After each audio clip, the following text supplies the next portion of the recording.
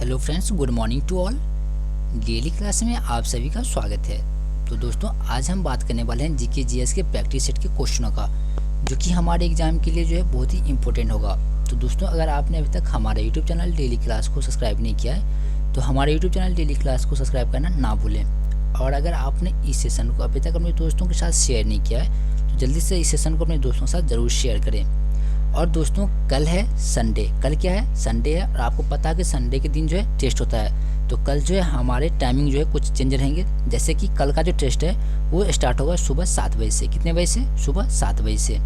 तो हमारा जो टेस्ट है वो सुबह 7 बजे से स्टार्ट होगा, जिसमें कि हमने जितने भी एक सप्ताह में जितने भी क्वेश्चनों का प्रैक्टिस किया है उन सब का टेस्ट होगा।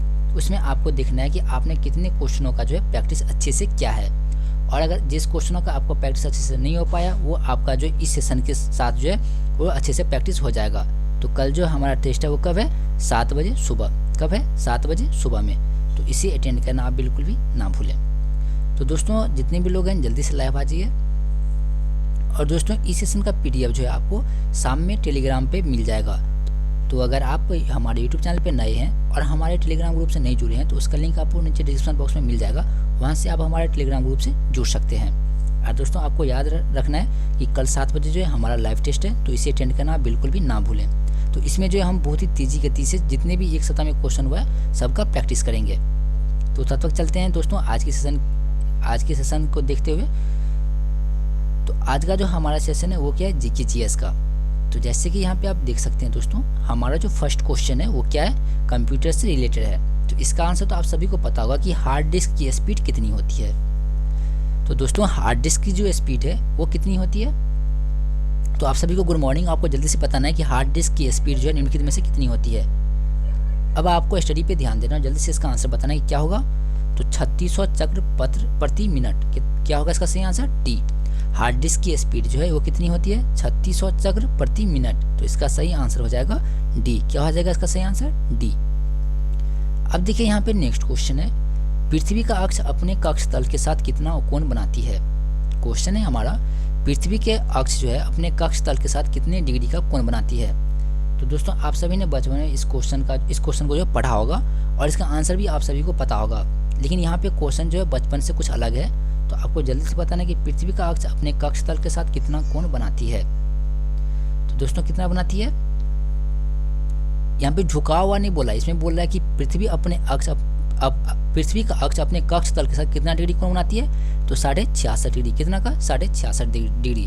और पृथ्वी अपने अक्ष पे कितना झुका हुआ है? तो 23.5 डिग्री। कितना झुका है? 23.5 डिग्री। लेकिन यहाँ पे क्वेश्चन था कि पृथ्वी का अक्ष अपने कक्ष के तल के साथ कितना कोण बनाती है। तो 66.5 डिग्री। अब देखिए यहाँ पे क्वेश्चन है, निम्नलिखित में से किस ग्रह का व्यास पृथ्वी के व्यास से अधिक है। अब आपको बताना है कि निम्नलिखित में से किस ग्रह का व्यास पृथ्वी के व्यास से अधिक है। तो दोस्तों, इसका सही आंसर क्या हो जाएगा? जल्दी से बताइए, इसका सही आंसर जो है निम्नलिखित में से क्या हो जाएगा। तो बृहस्पति का। किसका? बृहस्पति का। तो बृहस्पति का व्यास जो है वो पृथ्वी के व्यास से अधिक है। तो हमारा सही ऑप्शन हो जाएगा ए। अब देखिए यहाँ पे क्वेश्चन है, कंप्यूटर का नियंत्रक भाग क्या है। तो दोस्तों, जैसे कि मैं आपको बता दूं कि 2020 में जो है एक क्वेश्चन जो है वो कहाँ से आया था? कंप्यूटर से आया था। एक क्वेश्चन कहाँ से आया था? कंप्यूटर से। किसी साल जो 2020 में एक क्वेश्चन आया था, जबकि 2020 के दूसरे पेपर में जो है 2 क्वेश्चन जो है वो कंप्यूटर साइंस से रिलेटेड था। तो हमें जो है कंप्यूटर साइंस का जो है थोड़ा नॉलेज जो है रखना पड़ेगा। तो यहाँ पे आपको बताना है कि कंप्यूटर का नियंत्रक भाग कौन सा है। तो दोस्तों, कौन सा है? CPU। कौन सा? CPU। तो आप बताइए कि यहाँ पे तो CPU है नहीं। एक्चुअली में सेंट्रल प्रोसेसिंग यूनिट जो है वो CPU का पूरा नाम है। क्या नाम है? CPU का पूरा नाम क्या है? Central processing unit. तो कंप्यूटर का नियंत्रक भाग कौन सा है? तो CPU यानी सेंट्रल प्रोसेसिंग यूनिट। तो इसका सही आंसर क्या हो जाएगा? सी। यहाँ पे देखिए क्वेश्चन है, टेस्ट ट्यूब बेबी का अर्थ क्या है। अब आपको बताना है कि टेस्ट ट्यूब बेबी का अर्थ जो है वो क्या है। तो दोस्तों, क्या अर्थ है? गर्भाशय में निषेचित और प्रखनली में विकसित भ्रूण को क्या कहते हैं? Test tube baby. तो टेस्ट ट्यूब बेबी का अर्थ क्या है दोस्तों? तो गर्भाशय में निषेचित और प्रखनली में विकसित भ्रूण। तो इसका सही आंसर क्या हो जाएगा? बी। क्या हो जाएगा इसका सही आंसर? बी। अब देखिए यहाँ पे क्वेश्चन बहुत ही इंपॉर्टेंट है कि निर्वात में प्रकाश की चाल कितनी होती है। अब आपको बताना है कि निर्वात में प्रकाश की चाल जो है वो कितनी होती है। तो दोस्तों, कितनी होती है? जल्दी से बताइए, कितनी होती है? 3 इंटू 10⁸ मीटर पर सेकेंड। तो यानी प्रकाश की चाल जो है वैक्यूम में कितनी होती है, यानी निर्वात में कितनी होती है, 3 इंटू 10⁸ मीटर पर सेकेंड। कितनी होती है, 3 इंटू 10⁸ मीटर पर सेकेंड। किस में होती है, निर्वात में। किसकी चाल, प्रकाश की चाल। तो निर्वात में प्रकाश की चाल कितनी होती है, 3 इंटू 10⁸ मीटर पर सेकेंड। अब यहाँ पे देखिए क्वेश्चन है हमारा, पानी से भरी डांट लगी बोतल जमने पर टूट जाएगा क्योंकि। तो पानी से भरी डांट लगी बोतल जमने पर टूट जाएगा क्योंकि ये किसके कारण होगा, तो जमने पर जल का आयतन जो है क्या होता है, बढ़ जाता है। जमने पर जल का आयतन जो है वो बढ़ जाता है। तो पानी से भरी डांट लगी बोतल जो है जमने पर टूट जाएगा क्योंकि जमने पर जल का आयतन जो है बढ़ जाता है। तो इसका सही आंसर क्या हो जाएगा, सी। अब नेक्स्ट क्वेश्चन है, देखिए यह क्वेश्चन तो हमने क्लास में भी प्रैक्टिस किया था। यह क्वेश्चन जो है सेशन नंबर 7 या 8 के आसपास का सेशन का ये क्वेश्चन है कि जब 0 डिग्री सी से 10 डिग्री सी तक जल को गर्म किया जाता है तो जल का आयतन में क्या परिवर्तन होगा। अब आपको बताना है कि जब जल को 0 डिग्री सी से 10 डिग्री सी तक गर्म किया जाता है तो जल के आयतन में क्या परिवर्तन होगा। तो दोस्तों क्या परिवर्तन होगा, पहले घटेगा और बाद में क्या होगा, बढ़ेगा। तो जब जल को 0 डिग्री सी से 10 डिग्री सी तक गर्म किया जाएगा तो जल का आयतन पहले घटेगा फिर बाद में बढ़ेगा। अब देखिए यहाँ पे नेक्स्ट क्वेश्चन है, 1 किलो कैलोरी ऊष्मा का मान कितना होता है। अब आप बताइए कि 1 किलो कैलोरी ऊष्मा का मान जो है कितना होता है। तो कल रात 8:30 बजे वाली क्लास में जो है इस क्वेश्चन से रिलेटेड हमने एक क्वेश्चनों का प्रैक्टिस किया था, ठीक। कब, तो कल रात 8:30 बजे वाली क्लास में। तो अब आपको यहाँ बताना है कि 1 किलो कैलोरी ऊष्मा का मान जो है कितना होता है। तो जल्दी से बताइए 1 किलो कैलोरी ऊष्मा का मान जो है निम्नलिखित में से कितना होता है। तो 4.2 इंटू 10⁻³ जूल कितना होता है, 4.2 इंटू 10⁻³ जूल। यानी सेम क्वेश्चन हमने कल प्रैक्टिस किया था, ठीक है। सेम क्वेश्चन हमने कल जो है प्रैक्टिस किया था कि 1 किलो कैलोरी ऊष्मा का मान कितना होता है, 4.2 इंटू 10⁻³ जूल। तो दोस्तों अगर आपने अभी तक इस सेशन को अपने दोस्तों के साथ शेयर नहीं किया तो जल्दी से इस सेशन को अपने दोस्तों के साथ जरूर शेयर करें। और जितने भी लोग लाइव नहीं आए जल्दी से आप लोग लाइव आ जाइए। अब देखिए यहाँ पे 10 नंबर क्वेश्चन है, जब दो समांतर दर्पणों के बीच कोई वस्तु रख दी जाती है तो बनने वाली प्रतिबिंबों की संख्या क्या होगी। तो जब दो समांतर दर्पणों के बीच कोई वस्तु रख दी जाती है तो बनने वाले प्रतिबिंब की संख्या दोस्तों क्या होगी, तो अनंत होगी। क्या होगी, अनंत होगी। तो इसका सही आंसर क्या हो जाएगा, डी। अब देखिए यहाँ पे क्वेश्चन है, यदि लेंस द्वारा देखने पर अक्षरों का आकार छोटा दिखा देता है तो वह लेंस कौन सा है। तो यदि लेंस द्वारा देखने पर अक्षरों का आकार जो है छोटा दिखा देता है तो वह लेंस कौन सा है। तो जल्दी से बताइए वह लेंस कौन सा है, अवतल। कौन सा लेंस है, अवतल लेंस है। तो यदि किसी भी मतलब लेंस द्वारा देखने पर अक्षरों का आकार छोटा दिखाई देना वह किस लेंस का उदाहरण है, तो अवतल लेंस का। इसका सही आंसर क्या हो जाएगा, डी।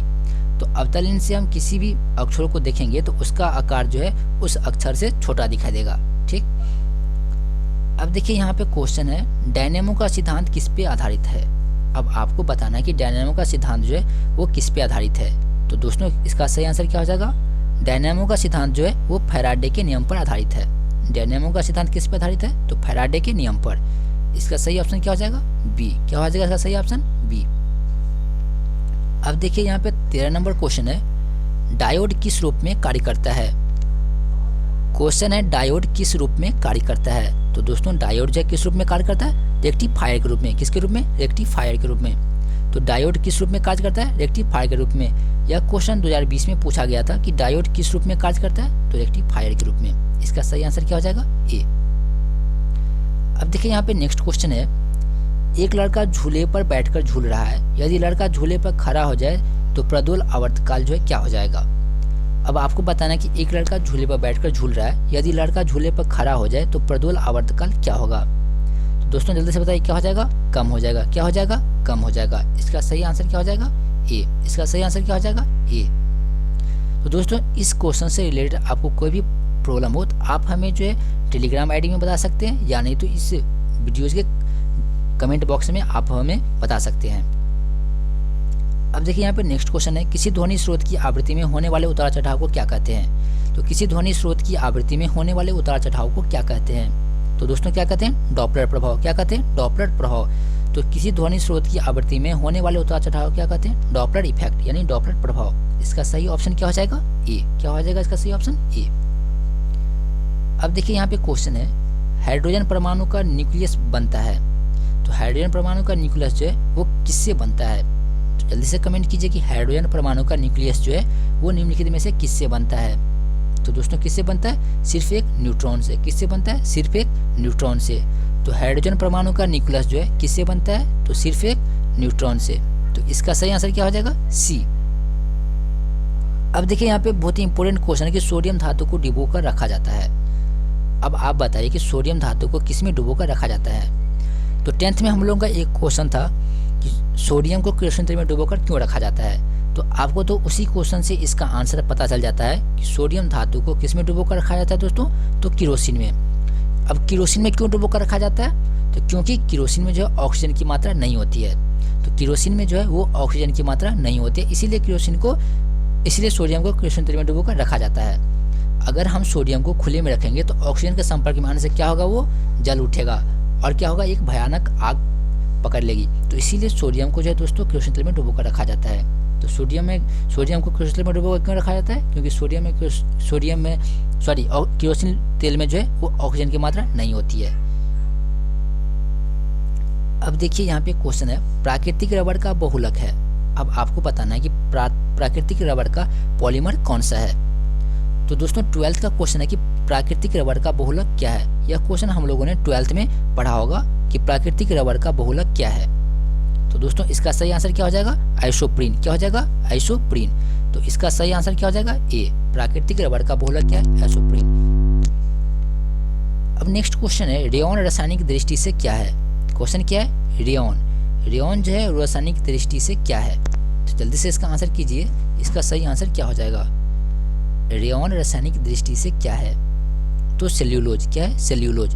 तो रेयॉन रासायनिक दृष्टि से सेल्यूलोज है। तो इसका सही आंसर हो जाएगा सी। अब देखिए यहाँ पे क्वेश्चन है, निम्नलिखित में से कौन सा तिलचट्टा का जीभ बनता है? निम्नलिखित में कौन सा तिलचट्टा की जीभ बनता है? तो इसका सही आंसर क्या हो जाएगा दोस्तों? तो इसका सही आंसर हो जाएगा डी। क्या हो जाएगा? हापोफेरिक्स। क्या हो जाएगा? हापोफेरिक्स।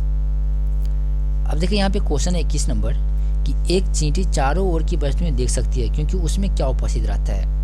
अब आप बताइए कि एक चींटी जो है चारों ओर की वस्तुएं देख सकती है क्योंकि उसमें उपस्थित रहता है। तो दोस्तों उसमें क्या उपस्थित रहता है कि जिससे कि वह चारों ओर की वस्तुएं जो है देख सकता है। तो दोस्तों इसका सही आंसर क्या हो जाएगा? यौगिक आंखें। कौन सी आंखें? तो कंपाउंड आइज यानी यौगिक आंखें के कारण जो है चींटी चारों ओर की वस्तुएं देख सकती है। तो हमारा क्वेश्चन था, एक चींटी चारों ओर की वस्तुएं देख सकती है क्योंकि उसमें उपस्थित रहता है यौगिक आंखें। अब देखिए 22 नंबर क्वेश्चन है, पत्तियों का रंग हरा होता है क्योंकि इनमें उपस्थित होता है। अब आपको तो इसका आंसर पता ही होगा कि पत्तियों का रंग जो है हरा किसके कारण होता है दोस्तों? जल्दी से बताइए, पत्तियों का रंग जो है हरा किसके कारण होता है?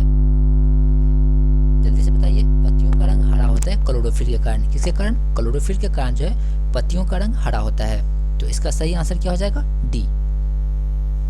अब देखिए यहाँ पे क्या है, AK-47। ये क्या एक राइफल, ये क्या है? बंदूक है। तो AK-47 का आविष्कार किसने किया? तो AK-47 क्या एक बंदूक है, हथियार है। तो AK-47 का आविष्कार जो है किसने किया? तो दोस्तों AK-47 का आविष्कार जो किसने किया था? मिखाइल क्लाशिनकोव ने। किसने? मिखाइल क्लाशिनकोव ने। तो इसका सही आंसर क्या हो जाएगा? डी। AK-47 का आविष्कार किसने किया? मिखाइल क्लाशिनकोव। अब देखिए यहाँ पे क्वेश्चन है, क्रोनोग्राफ का प्रयोग होता है। अब आपको बताना है कि क्रोनोग्राफ का प्रयोग जो है किस में होता है। तो जल्दी से कमेंट कीजिए और इसका आंसर बताइए कि क्रोनोग्राफ का प्रयोग जो है वो किस में होता है। तो दोस्तों किस में होता है? तो देखने और प्रायः सूर्य की प्रभाव मंडल का चित्रण करने में, देखने और प्रायः सूर्य के प्रभाव मंडल का चित्रण करने में क्रोनोग्राफ का प्रयोग होता है। तो इसका सही आंसर क्या हो जाएगा? सी। इसका सही आंसर क्या हो जाएगा दोस्तों? सी।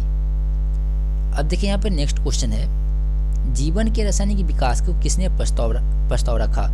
तो जीवन के रासायनिक विकास का किसने प्रस्ताव रखा था? तो दोस्तों किसने रखा था? ओपाइरिन ने। किसने? ओपाइरिन ने। जीवन के रासायनिक विकास का किसने प्रस्ताव रखा था? ओपाइरिन ने।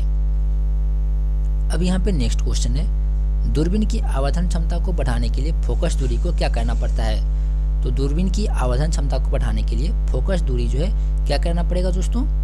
तो आंख की लेंस की कम करनी चाहिए। तो अब क्या हो जाएगा यहाँ पे इसका सही आंसर? डी। दूरबीन की आवर्धन क्षमता को बढ़ाने के लिए फोकस दूरी आंख के लेंस की कम करनी चाहिए। तो इसका सही आंसर हो जाएगा डी। इसका सही आंसर क्या हो जाएगा? डी। अब देखिए यहाँ पे नेक्स्ट क्वेश्चन है 27 नंबर कि एक वस्तु एक वृत्त का चक्कर लगा रही है, तब क्या होगा? जब एक वस्तु किसी वृत्त का चक्कर लगाते रहती है तब क्या होता है? तो जैसे कि यहाँ पे हमारा ऑप्शन है गति जो है एक समान रहता है, या चाल एक समान रहता है, या गति नहीं बदलती है, या चाल नहीं बदलती है। तो जब वस्तु एक वृत्त का चक्कर लगाती है तो दोस्तों तब क्या होता है? तब जो है गति जो है क्या होती है? बदलती है। गति जो है क्या होती है? बदलती है। तो इसका सही ऑप्शन क्या हो जाएगा? सी। गति क्या होगी? बदलेगी। अब यहाँ पे क्वेश्चन है पदार्थ के अनुभार की गणना की जा सकती है मापकर। तो दोस्तों पदार्थ के अनुभार की गणना जो है कैसे की जाती है? तो जल्दी से इसका आंसर बताइए कैसे की जाती है? वाष्प घनत्व को मापकर। किसको मापकर? तो वाष्प घनत्व को मापकर। तो पदार्थ के अनुभार की गणना जो है वो वाष्प घनत्व को मापकर किया जाता है। तो इसका सही आंसर क्या हो जाएगा? बी। अब नेक्स्ट क्वेश्चन है ब्राउन रिंग परीक्षण का प्रयोग किया जाता है। अब आपको बताना है कि ब्राउन रिंग परीक्षण का जो है प्रयोग वो किस में किया जाता है। तो जल्दी से कमेंट कीजिए और इसका आंसर बताइए कि ब्राउन रिंग परीक्षण का प्रयोग कहाँ पे किया जाता है? तो नाइट्रेट्स के विश्लेषण के लिए। किसके लिए? नाइट्रेट्स के विश्लेषण के लिए जो है ब्राउन रिंग परीक्षण का प्रयोग किया जाता है। तो इसका सही आंसर क्या हो जाएगा? ए। अब यहाँ पे नेक्स्ट क्वेश्चन है 30 नंबर कि मोलिस परीक्षण का प्रयोग होता है। अब आपको बताना है कि मोलिस परीक्षण का प्रयोग किस में होता है। तो दोस्तों मोलिस परीक्षण का प्रयोग जो है वो निम्नलिखित में से किस में होता है? तो घोल में कार्बोहाइड्रेट की पहचान करने के लिए। तो घोल में कार्बोहाइड्रेट की पहचान करने के लिए किसका कौन सा परीक्षण होता है? तो मोलिस परीक्षण। कौन सा परीक्षण? मोलिस परीक्षण। और मोलिस परीक्षण जो है किस लिए होता है? तो दोस्तों मोलिस परीक्षण जो है किस लिए होता है? तो घोल में कार्बोहाइड्रेट की पहचान करने के लिए। तो घोल में कार्बोहाइड्रेट की पहचान करने के लिए किसका उपयोग होता है? मोलिस परीक्षण का। किसका? मोलिस परीक्षण का। अब देखिए यहाँ पे नेक्स्ट क्वेश्चन 31 नंबर। आपको क्या करना है? रासायनिक नाम बताना है। किसका? तो टेबल साल्ट का। टेबल साल्ट का रासायनिक नाम क्या है? तो जल्दी से कमेंट कीजिए इसका सही आंसर क्या होगा। टेबल साल्ट का रासायनिक नाम क्या है? तो दोस्तों टेबल साल्ट का रासायनिक नाम है सोडियम क्लोराइड। क्या नाम है? Sodium chloride. तो सोडियम क्लोराइड किसका रासायनिक नाम है? टेबल साल्ट का। इसका सही आंसर क्या हो जाएगा? डी। टेबल साल्ट किसका रासायनिक नाम है? सोडियम क्लोराइड का। अब देखिए यहाँ पे क्वेश्चन है स्तनपायी जीवों में निषेचन कहाँ होता है? स्तनपायी जीवों में निषेचन जो है वो कहाँ पे होता है? कहाँ पे होता है दोस्तों? डिंब वाहिनी नली में। कहाँ पे? डिंब वाहिनी नली में। तो स्तनपायी जीवों में निषेचन कहाँ पे होता है? तो डिंब वाहिनी नली में। तो इसका सही आंसर हो जाएगा बी। क्या हो जाएगा इसका सही आंसर? बी। नेक्स्ट है डायफ्राम किसमें सहायक होती है? अब आपको बताना है कि डायफ्राम जो है वो किसमें सहायक होती है। तो जल्दी से कमेंट कीजिए और बताइए कि डायफ्राम जो है वो किसमें सहायक होती है। तो किसमें? श्वसन में। किसमें सहायक होती है? श्वसन में। तो डायफ्राम किसमें सहायक होती है? श्वसन में। अब यहाँ पे नेक्स्ट क्वेश्चन है सबसे तेज गणना करने का विश्व रिकॉर्ड किसके नाम है? तो सबसे तेज गणना करने का विश्व रिकॉर्ड जो है वो किसके पास है? यानी यहाँ पे कंप्यूटर की बात नहीं हो रही है, यहाँ पे मानव की बात हो रही है। तो सबसे तेज गणना करने का विश्व रिकॉर्ड किसके नाम है? तो किसके नाम है? श्रीमती शकुंतला देवी के नाम। किसके नाम? श्रीमती शकुंतला देवी के नाम है। तो सबसे तेज गणना करने का विश्व रिकॉर्ड शकुंतला देवी के नाम है। तो इसका सही आंसर हो जाएगा सी। अब यहाँ पे नेक्स्ट क्वेश्चन है मनुष्य के रुधिर में शर्करा की मात्रा सर्वाधिक कब होगी? तो मनुष्य के रुधिर में शर्करा की मात्रा जो सर्वाधिक कब होती है? तो जल्दी से कमेंट कीजिए और इसका आंसर बताइए कि मनुष्य के रुधिर में शर्करा की मात्रा सर्वाधिक कब होगी। तो दोस्तों कब होगी? भोजन के तुरंत बाद। भोजन के तुरंत बाद। तो मनुष्य के रुधिर में शर्करा की मात्रा कब होगी? भोजन के तुरंत बाद। अब नेक्स्ट क्वेश्चन है एंटीजन और एंटीबॉडी के अध्ययन को क्या कहा जाता है? तो एंटीजन और एंटीबॉडी के अध्ययन को क्या कहा जाता है? तो सेरोलॉजी। क्या कहा जाता है? सेरोलॉजी। एंटीजन और एंटीबॉडी के अध्ययन को क्या कहा जाता है? सेरोलॉजी। इसका सही आंसर क्या हो जाएगा? सी। अब यहाँ पे क्वेश्चन है आधुनिक आवर्त सारणी किस पर आधारित है? 37 नंबर क्वेश्चन है कि आधुनिक आवर्त सारणी जो है वो किस पर आधारित है? तो दोस्तों किस पर आधारित है? परमाणु क्रमांक पे। किस पे? परमाणु क्रमांक पे। तो आधुनिक आवर्त सारणी जो है वो परमाणु क्रमांक पे आधारित है। तो इसका सही आंसर हो जाएगा सी। अब देखिए यहाँ पे क्वेश्चन है कि विज्ञान की शाखा कौन सी? तो आयरोलॉजी।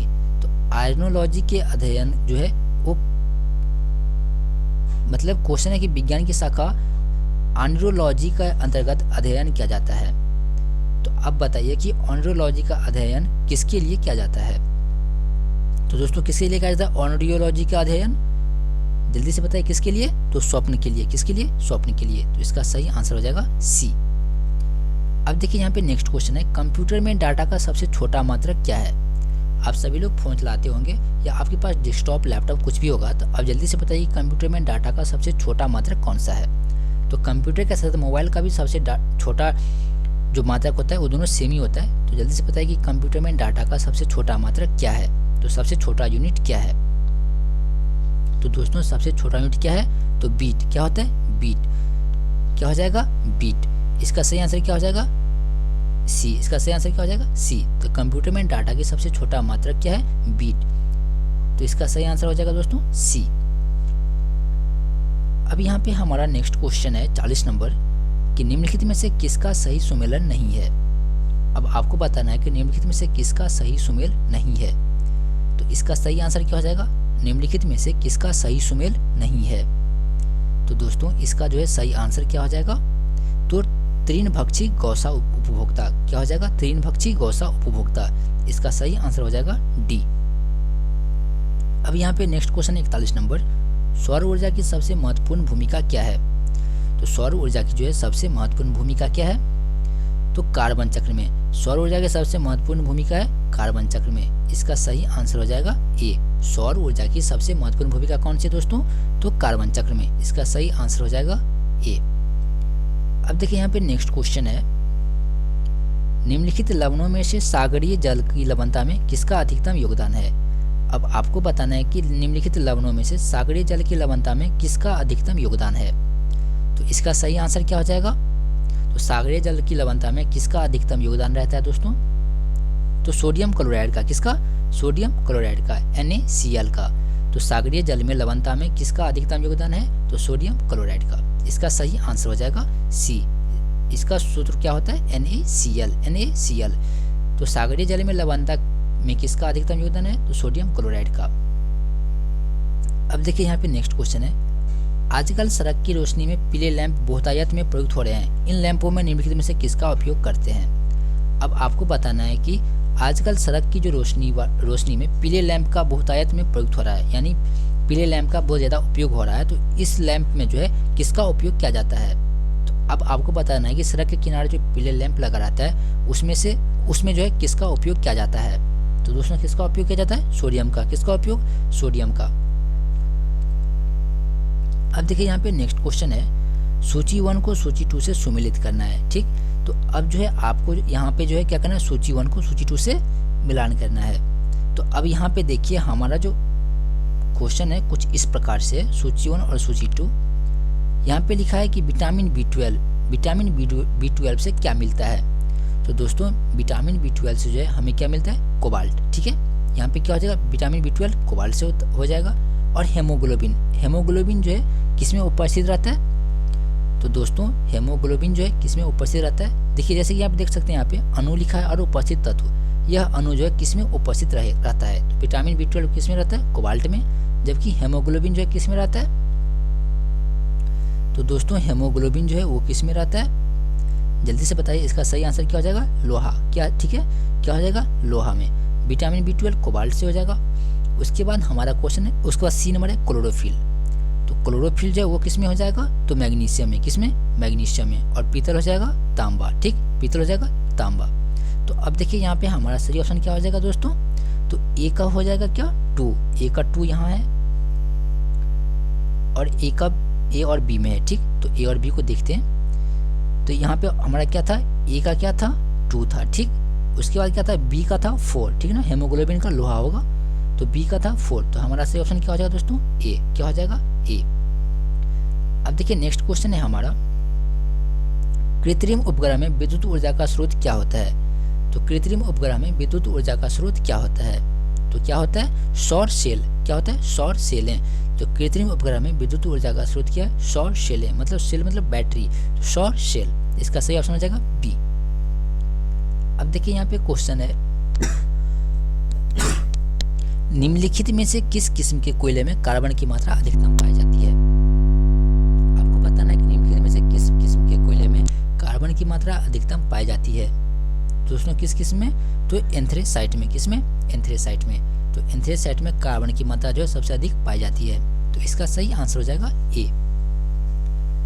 अब यहाँ पे क्वेश्चन है, इनमें से कौन सी बीमारी विषाणु जनित है, यानी इनमें से कौन सी बीमारी जो है विषाणु जनित है। तो दोस्तों कौन सी बीमारी? हेपेटाइटिस। इनमें से कौन सी बीमारी विषाणु जनित है? तो हेपेटाइटिस। इसका सही आंसर हो जाएगा डी। अब यहाँ पे नेक्स्ट क्वेश्चन है, नागासाकी पर गिराया गया बम में किसका प्रयोग किया गया था। अब आपको बताना है कि नागासाकी पर जो बम गिराया गया था उसमें किस चीज का प्रयोग किया गया था। तो दोस्तों किसका प्रयोग किया गया था? प्लूटोनियम का। किसका? प्लूटोनियम का। तो नागासाकी पर जो बम गिराया गया था उसमें किसका प्रयोग किया गया था? प्लूटोनियम का। इसका सही आंसर क्या हो जाएगा? ए। अब देखिए दोस्तों नेक्स्ट क्वेश्चन है हमारा 49 नंबर कि निम्नलिखित में से कौन सा भौतिक परिवर्तन है। अब आप जल्दी से कमेंट कीजिए कि निम्नलिखित में से कौन सा भौतिक परिवर्तन है। तो पानी का जमना। कौन सा भौतिक परिवर्तन है? तो पानी का जमना। इसका सही आंसर क्या हो जाएगा? बी।